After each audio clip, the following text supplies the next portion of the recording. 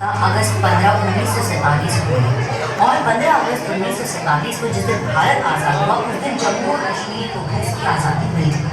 भारत की स्वतंत्रता के समय राजा हरि सिंह यहाँ के शासक जो अपनी रियासत को स्वतंत्र ही रखना चाहते थे, लेकिन 20 अक्टूबर 1947 को पाकिस्तान समर्थित कश्मीर सेना ने पाकिस्तानी सेना के साथ मिलकर कश्मीर पर आक्रमण कर दिया और काफी सारा हिस्सा अपने कब्जे में ले लिया।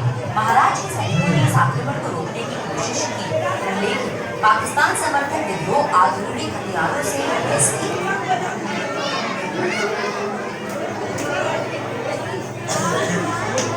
महाराज क्या हुआ? महाराज आतंकवादियों ने कश्मीर पर हमला कर दिया महाराज। क्या? जी महाराज। सेनापति, हमले की तैयारी की जाए। महाराज, हमारी सेना तैयार नहीं है महाराज, दोनों बनवाले से भिड़ सके। कितनी है? महाराज, हमारे पास मात्र 1000 सैनिक है, लेकिन उनके पास 10,000 सैनिक है महाराज। हमारे पास मात्र 50 तोप है महाराज, उनके पास 150 तोप है। हमारे पास मात्र 10 घोड़े हैं महाराज, लेकिन उनके पास 100 घोड़े हैं महाराज। तो फिर क्या किया जाए? महाराज, हमारे विचार से हमें भारत की मदद लेनी चाहिए महाराज। ठीक है, भारत के प्रधानमंत्री को हमारा संदेशा भेजा जाए। इस बिगड़ती स्थिति को देखते हुए महाराजा हरि सिंह ने 24 अक्टूबर 1947 को भारत से सैन्य भाग लिया और भारत ने कहा कि वह तभी मदद करेगा जब राजा उसके साथ instruments of accession of Jammu and Kashmir to India पर अपने हस्ताक्षर करेंगे। इस प्रकार महाराजा हरि सिंह ने जम्मू और कश्मीर की रक्षा के लिए शेख अब्दुल्ला की सहमति से जवाहरलाल नेहरू के साथ मिलकर 26 अक्टूबर 1947 को भारत के साथ जम्मू और कश्मीर के अस्थायी विलय की घोषणा कर दी और instruments of accession of Jammu and Kashmir to India पर अपने हस्ताक्षर कर दिए। इस नए समझौते के तहत जम्मू और कश्मीर ने भारत के साथ सिर्फ 3 विषयों रक्षा, विदेशी मामले और संचार को भारत के हवाले कर दिया। अरे हरी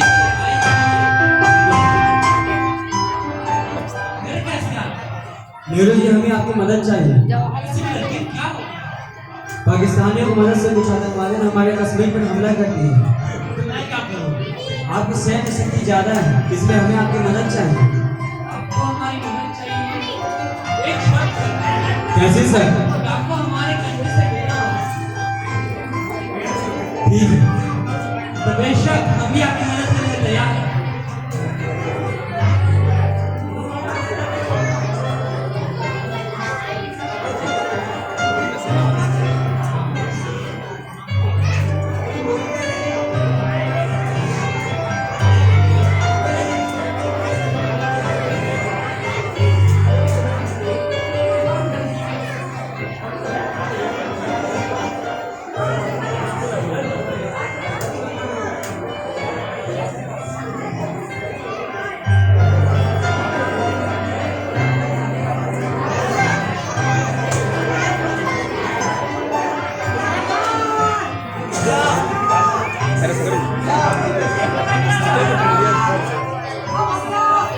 रुक जा,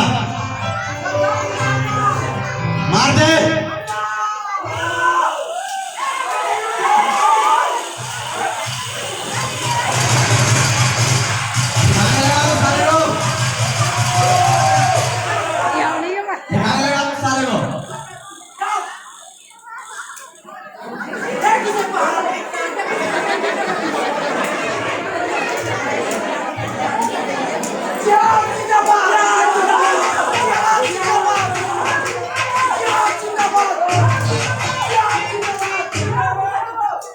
अरे ओ बोल, अब तो दिल्ली पे भी राज चलेगा अपना। जरूर होगा रे। अरे ओ अपने जी सरदार। चिल्ला करा। अरे ओ अपने खबर आया कि नहीं रे? आता ही होगा। कितना देर अस्सलामुअलैकुम भाई। अस्सलामुअलैकुम भाई। वालेकुम सलाम। बहुत खबर, क्या खबर ला रे? खबर तो कुछ नहीं है, आपने तो पूरा कश्मीर पर कब्जा कर लिया भाई। वो तो होगा ही। सुन, जो तूने ये काम किया है उसके लिए तुझे जरूर मिलेगा इनाम। धन्यवाद। अरे ओ अबे जी सरदार। जश्न की तैयारी कर, कश्मीर पे अपना कब्जा होगा।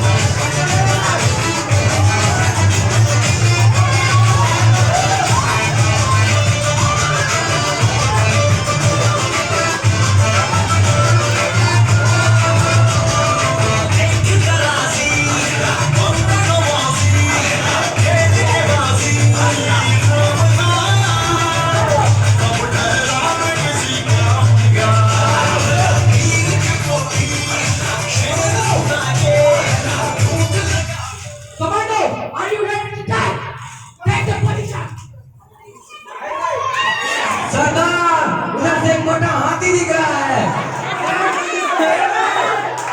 कमांडो!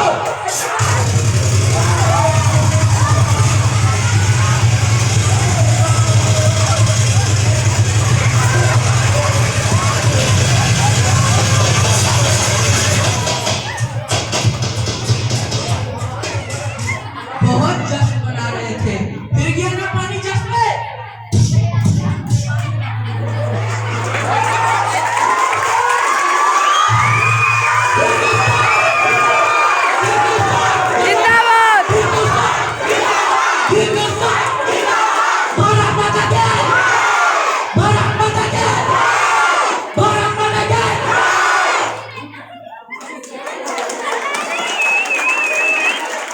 उड़ के फेंका दिया।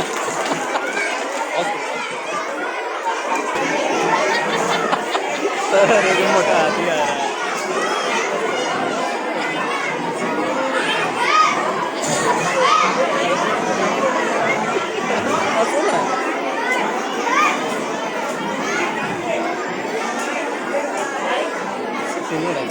के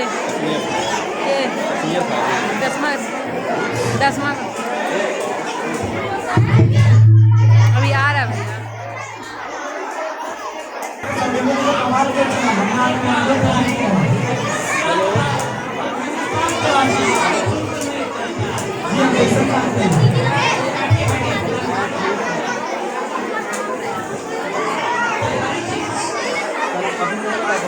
हरी जी जैसा मतलब सर्दी वाला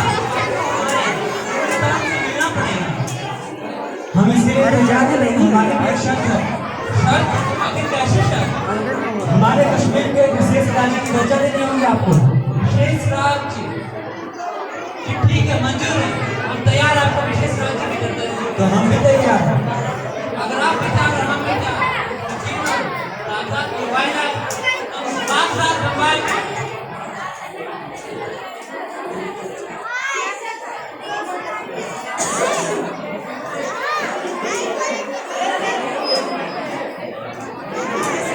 यहाँ पे साइन करिए।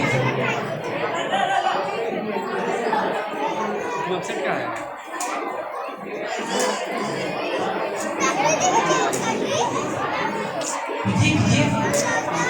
देखो अभी तो शुरू हुआ है, अभी तो और आ रहा है। अरे वाह अरे वाह। मुबारक हो, अब आप हिंदुस्तान के एक भाग हैं। समझौते के बाद भारतीय सैनिकों को तुरंत श्रीनगर ले जाया गया। इसके बाद पाकिस्तान की सेना खुलकर भारत के साथ लड़ने लगी। इस लड़ाई के बीच दोनों देशों के बीच यथास्थिति बनाए रखने के लिए समझौता हो गया और जो जिले पाकिस्तान ने हथियाए थे वे उसके पास ही रह गए। इन्हीं हथियाए गए जिलों को पाकिस्तान अधिकृत कश्मीर कहा जाता है, जिन्हें पाकिस्तान आजाद कश्मीर कहता है। जी सरदार। अरे पिछले बार को जैसे बनाते ही कुछ पुलिस वालों ने हमला कर दिया था। वो सब होते रहता है सरदार। मैं बहुत चिंतित हूँ रे। बहुत चिंतित की बात तो ये सरदार। अच्छा मैंने सुना कुछ नमूना लाया तो हाँ एक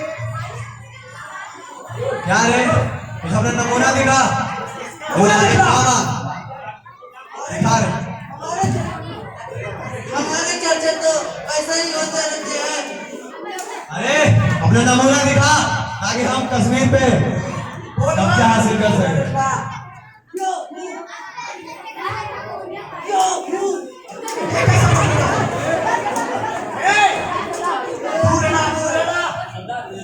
सरदार में नहीं, हमारा सरदार ये है। बोल क्या हुआ? सरदार मुझे पैसों की सख्त जरूरत है। कितना पैसा चाहिए रे बोल। 5 से 10 रुपए। देख आतंकवादी का ही वसूल होता, पैसा मैं तुझे दूंगा। अगर 5000 दिया एक सैनिक मैं कुछ भी करने के लिए तैयार हूँ सरदार। या फिर उसे काम करके और पैसे दे दे। हेलो काम तो तू समझ गया हो। क्या करूं बता। पत्थर चलाना। बिल्कुल सही। उसके मैं 5000 दे रहा हूँ। भीड़ में पत्थर एक सैनिक भारतीय सैनिक मार जाना चाहिए। सरदार ये तो बहुत कम है। अरे ओ चल निकल। कम है बस मौत से ज्यादा नहीं। काम होगा उसके बाद आराम मिलेगा। चल निकल। जी सरदार। चल जा। तो फिर जी सरदार। मैं बहुत चिंतित हूँ रे। क्यों आप बिना मतलब का चिंतित हो रहे हैं? पिछला बार हिंदुस्तान का फौज ने हम पर अटैक किया और हमारे बहुत सारे सैनिक मरे। हमारा मिशन कैसे कामयाब होगा? वो सब होता रहता है सरदार। लेकिन अब तेरा हिम्मत देख के मुझ में भी हिम्मत आ चुका है रे। हिम्मत रहेगा नहीं सरदार। आपके लिए काम कर रहा हूँ। जरूर जरूर। अरे ओ छोरा ए सुन। सरदार की बात न सुनकर मौत से हाथ धो जाए। सुन, तेरा नमूना मैं देखा। छू नहीं सकता तू हमारे सरदार को। अरे मारा छोड़ा भाई, इतने छोटे बड़े बात होते हैं। ठीक है सरदार। तू भी 10 सैनिक, पैसा तुझे बहुत ज्यादा मिलेगा। ठीक? मुंह में क्या लगता है? खोल कर बोल। ठीक है रे, समय आने पे तेरा भी जान हाजिर रहेगा। हमें नकाब लगाकर जिहादी नहीं बनना है। हमें मुंह दिखलाकर जिहादी बनना है। जय जिहाद, जय जिहाद, जय जिहाद। अरे ओ, अब हमें निकलना चाहिए। जी सरदार। कहीं पिछले बार की तरह कुछ सारे कुत्ते फिर नहीं आ जाए। सही बात है। इस बार उतना लोग। अरे ओ, गाड़ी तैयार कर, निकाल। छोटे मोटे हमले तो बड़े बड़े शहरों में होते रहते हैं सरदार। पहले निकाल, मुझे खतरा का अफसोस। चलिए चलिए चलिए।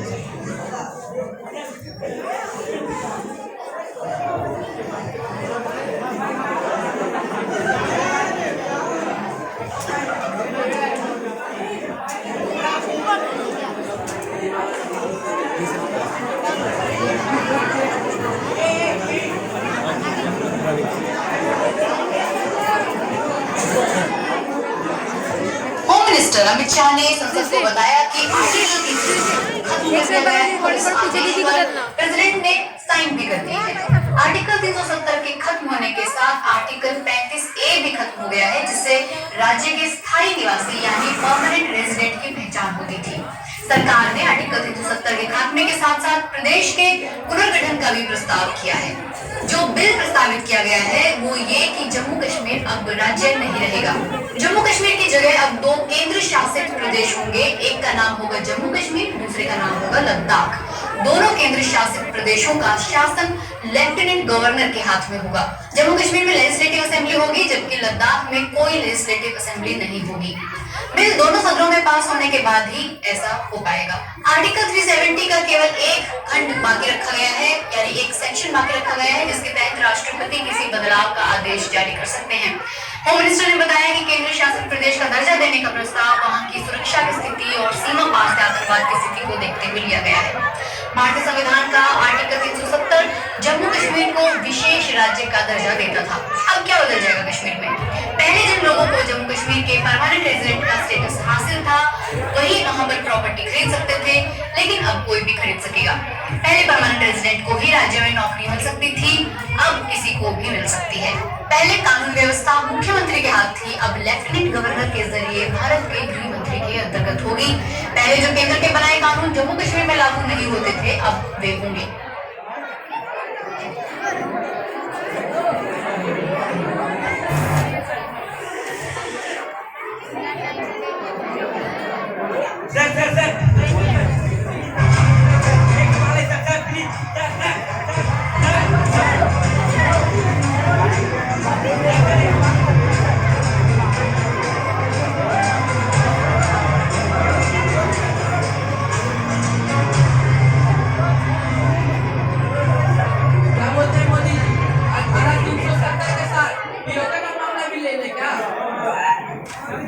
जैसा विचार कीजिए। सोच तो वही रहे थे, लेकिन ये संसद में बहुत ज्यादा हंगामा हो रहा है। आज देख सोचते हैं कि सिर्फ भारत में सरकार एक एक तरह का हंगामा कर देंगे तो सब चौंक जाएगा। ठीक है, जैसा होता है वैसा हम लोग लागू करेंगे। ठीक है मोदी जी।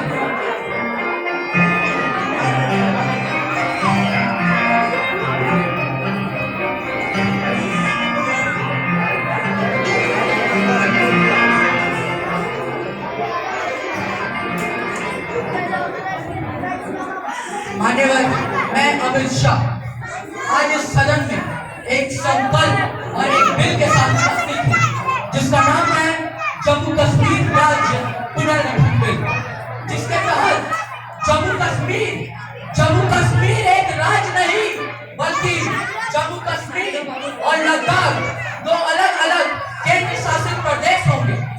और आज से वहां धारा 370 भी समाप्त हो जाएगा।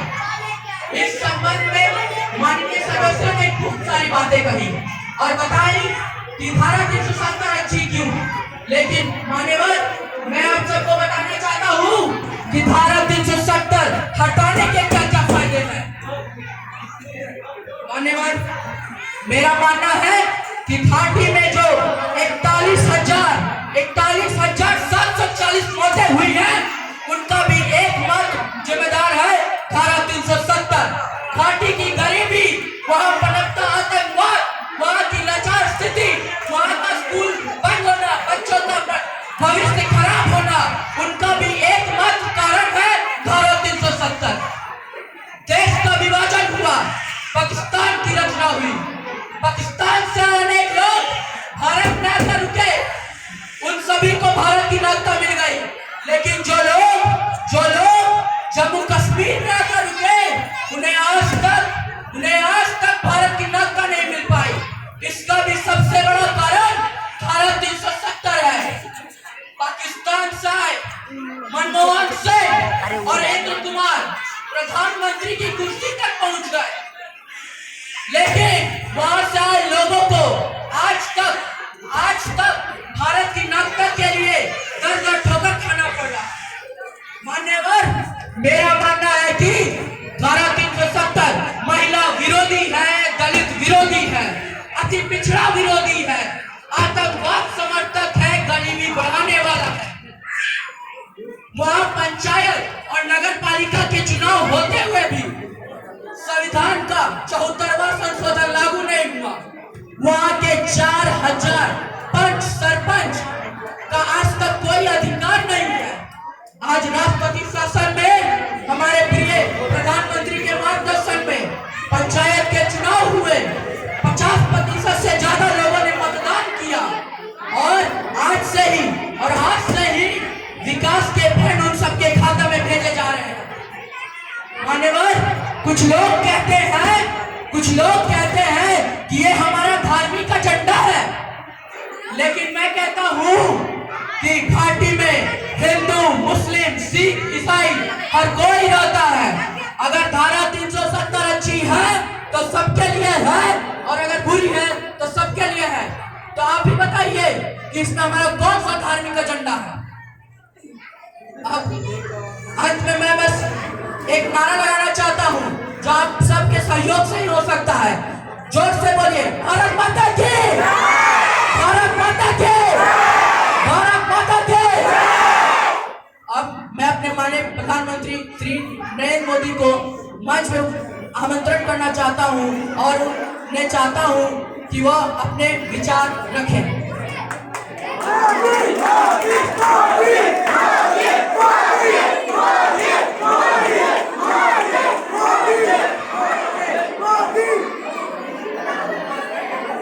मेरे प्यारे देशवासियों, आप सबों को नमस्कार।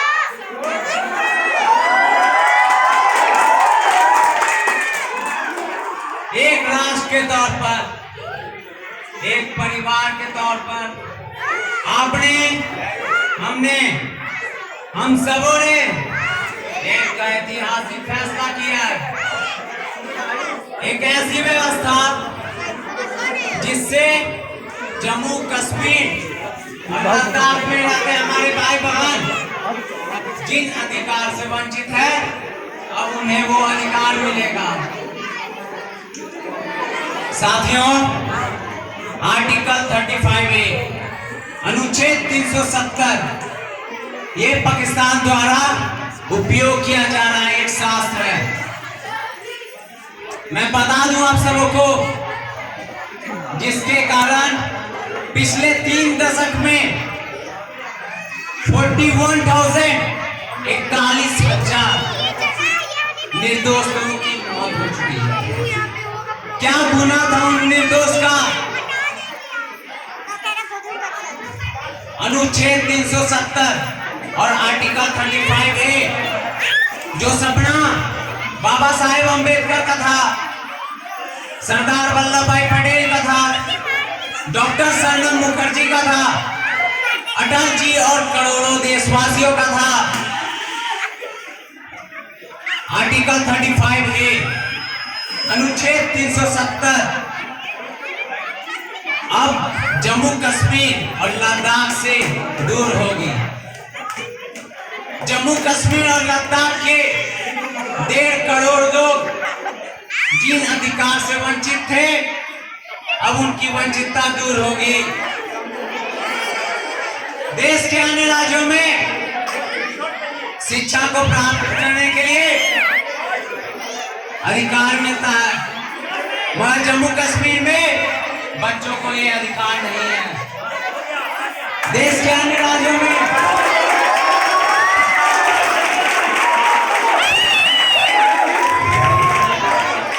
ये सब सुनकर ताली बननी चाहिए कि नहीं बननी चाहिए?